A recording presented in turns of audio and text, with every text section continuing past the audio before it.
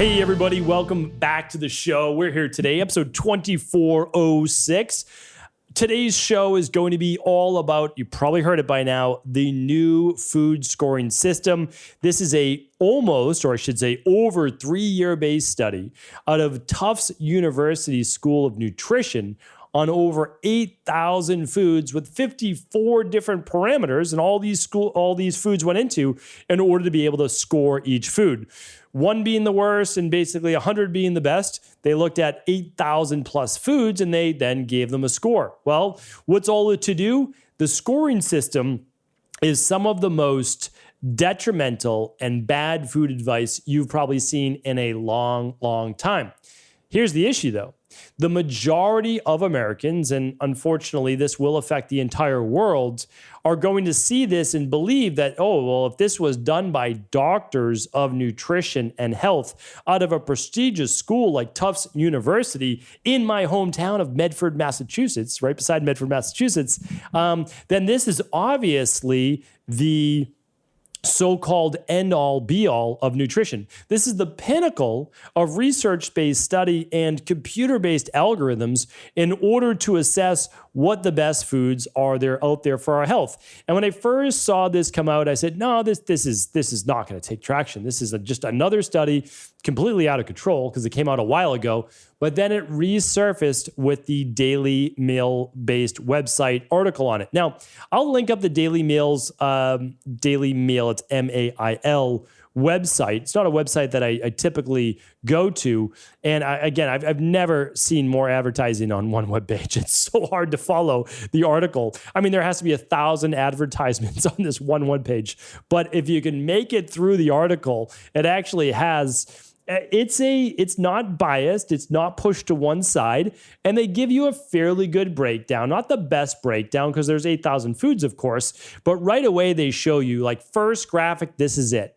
And again, I am going to pull this full circle at the end because it's so important. It really is. It's so important now more than ever that you do not fall for all of this big food and big pharma-based propaganda. You might say, how does pharmaceuticals play into food? I'll share with you how that happens. So let's look at this.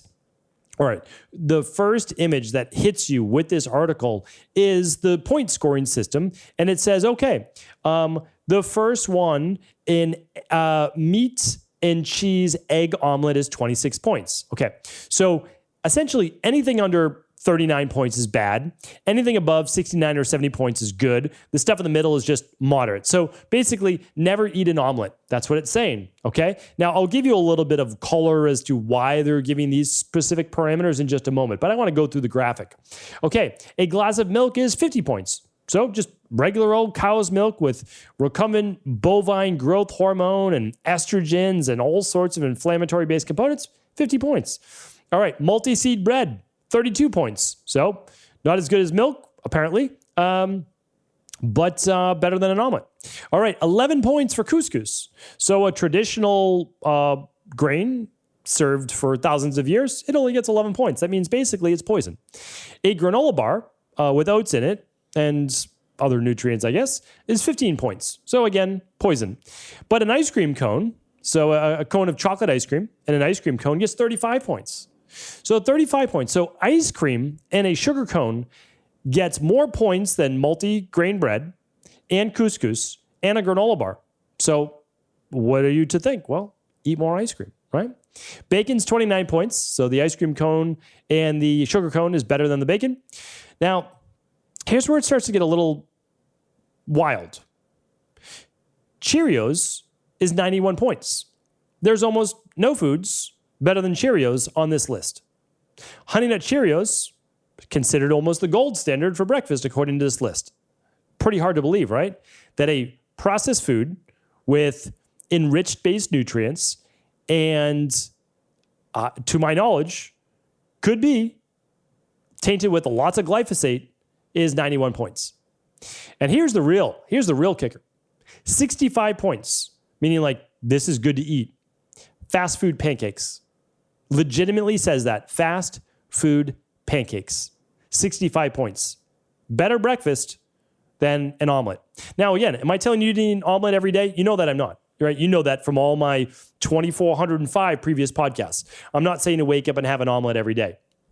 If you're going to have an omelet, you're going to eat your eggs, I would just highly recommend, your ApoE genotype, and I would simply recommend that you run an IgG food sensitivity test to see if you have what's considered the third most common IgG sensitivity, which is egg whites, okay? So I just want to share that with you. But again, am I going to say in any way, shape, or form that fast food pancakes are better than an omelet? No, not in any reality. Am I going to say that fast food pancakes are better than couscous? No. How about better than a granola bar? No. How about better than a multi-seed, multi-grain bread? The answer is no, right? So like in I don't know what world we live in, that fast food pancakes are actually now an optimal choice being recommended to people. Hey, and if you can't do fast food pancakes, just have a bowl of Cheerios.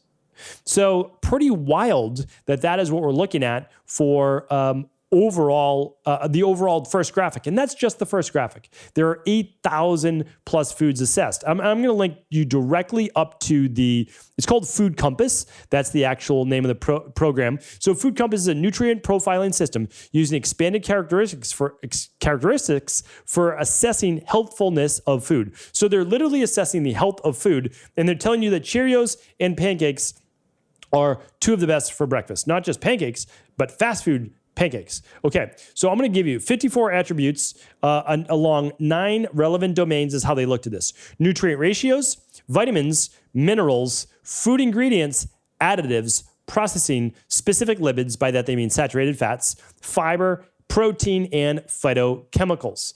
So 1 is the least healthy, 10 is the most healthy of all foods and beverages they looked at, and the exact number of foods was 8,032. So the first thing that I do is I say, okay, who funded this study? Because these are doctors, like these are smart people, right? The problem is smart people sometimes give bad answers and they do bad science. And the reason why this happens is that they are only pulling from a knowledge base that they've been taught.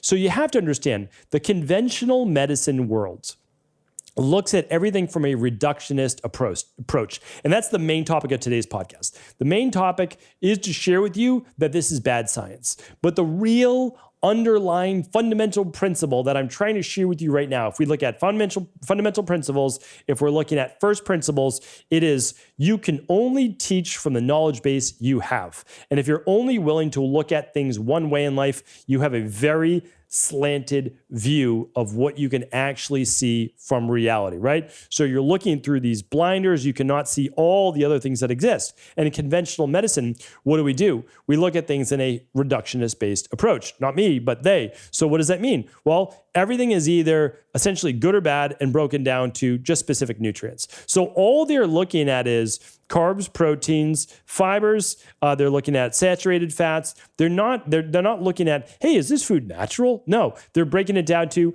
what's its potential effect on glycemic load. Like they're actually saying white rice is not as good as these processed grains because the processed grains would cause less of a glucose spike in some areas because they might be enriched with whatever. Okay, well, the problem is almost nobody sits down to a bowl of just white rice. Now, there are people all over the world, and I've been there as well in India, that may just have a bowl of white rice. Totally understand that. This is not, and we all know that this is not what we're talking about with this study.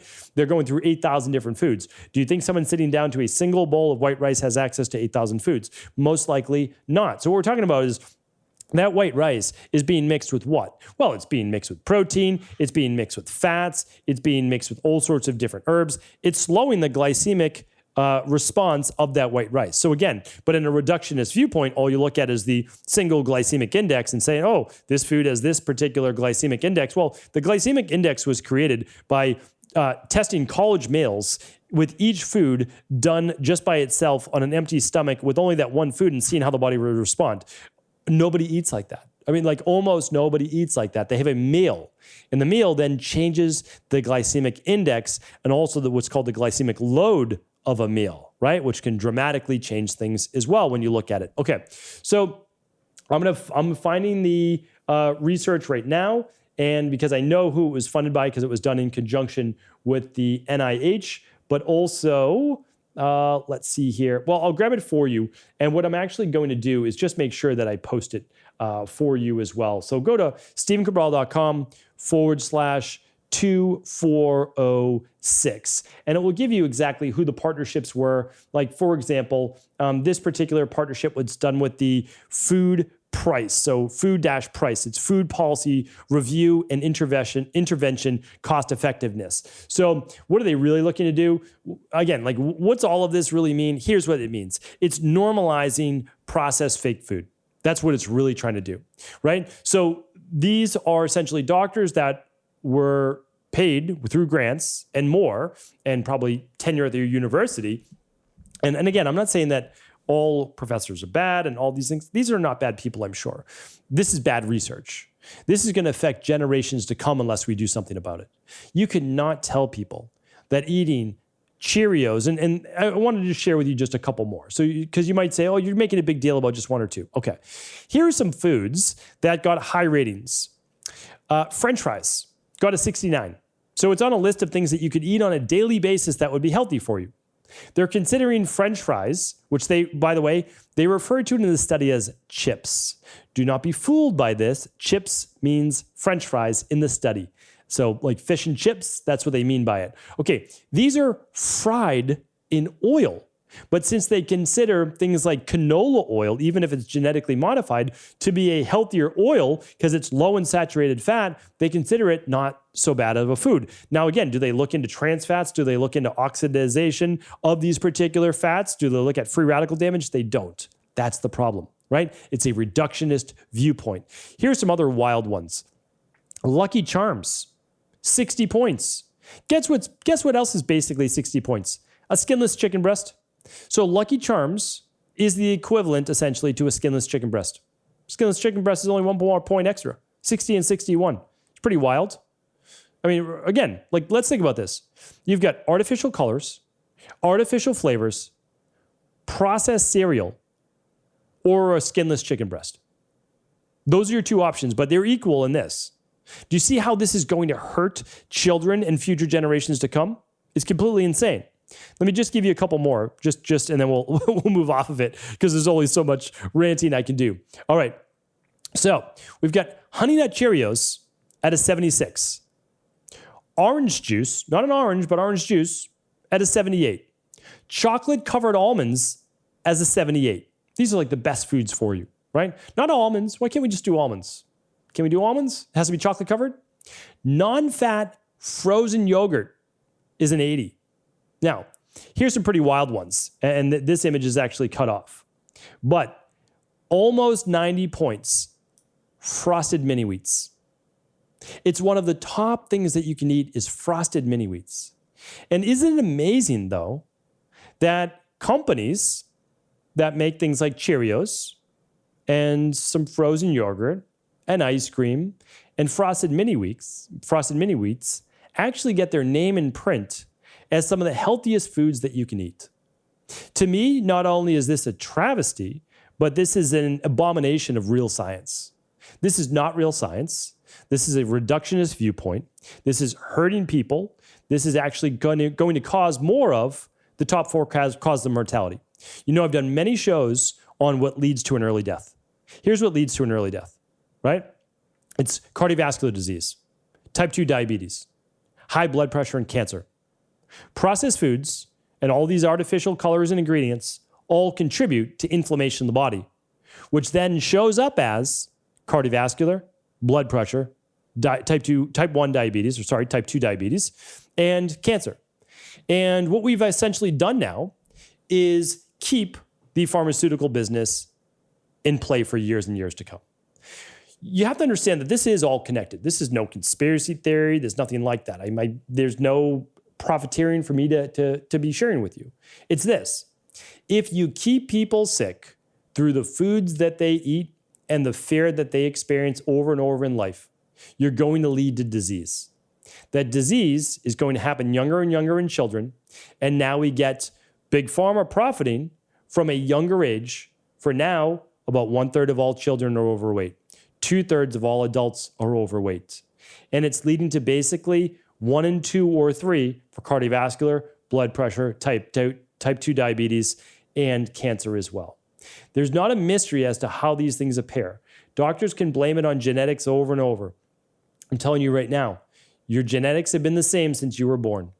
What happens is the expression of those genes. If you fill up your rain barrel with toxic foods, amongst other things, toxic environments that we live in, toxic mindset, then you are going to end up in a dis-ease of the body, an imbalanced body. When you have those things, you'll be diagnosed with a disease. You'll be put on pharmaceuticals with no hope of ever getting off of them unless you begin to change the diet, exercise, stress reduction, tox removal, rest, emotional balance, science-backed nutritional supplements, and a success mindset, right? The de-stress protocol that I write about in the Rain Barrel Effect. The information's free. I have 2,505 free podcasts before this one. And all I'm trying to do, and I hope that all of my fellow health practitioners out there and health coaches and integrative health practitioners will get the word out that this is just wrong. It should be illegal. And I can't believe that taxpayer money and just, you can obviously tell the ties to private companies have been locked in with science. This really is disingenuous, and it gets me to doubt a lot of the so-called published science that continues to come out. It's so swayed clearly in one direction, and all they had to do was really begin to look at what whole foods should be ranked top to bottom rather than what processed foods. But these processed foods that man-made, that are laden with chemicals, and we know linked to disease, are obviously far worse than a lot of these whole foods, yet it puts them and pits them above all the others. So my goal with today is for you to share this information, again, with as many people as you can. Get the word out that this is not legitimate science, that this is something that should be completely abandoned. It doesn't matter that it took 3 years of work. Get rid of the whole thing. Don't look at it. And if you want the simplest ways to eat possible, you can just literally tune into a show I did 2 days ago, or actually yesterday, on episode 2405. The MEP diet for lowering blood sugar and basically all other cardiovascular and other diseases. It's not my diet. I didn't make it up. It's actual science. It's real science. It's been proven now for many, many decades, and clearly a much simpler diet to follow, a healthier diet to follow, and the longest lived people are using this particular type of diet. So hopefully this has been helpful. I think I held it together. I don't think my rant was too out of control. I tried to keep it level in case you're new to this podcast. It's not typically me just ranting over and over. But again, from someone who's just lived and breathed this for 25 years and just tries to get the word out just from a grassroots level of what health truly is, this just sets us back as a health-based community for decades. But hopefully we can undo it. And the nice thing is, when you look at the comments of a lot of these posts, you know, it gives you hope again that there are people that see through this and they're trying to share it as well. So I'm only one person. You do your job. You keep sharing this information, and that's how we get things changed. Thanks so much, everyone. Take care. I'll talk with you soon.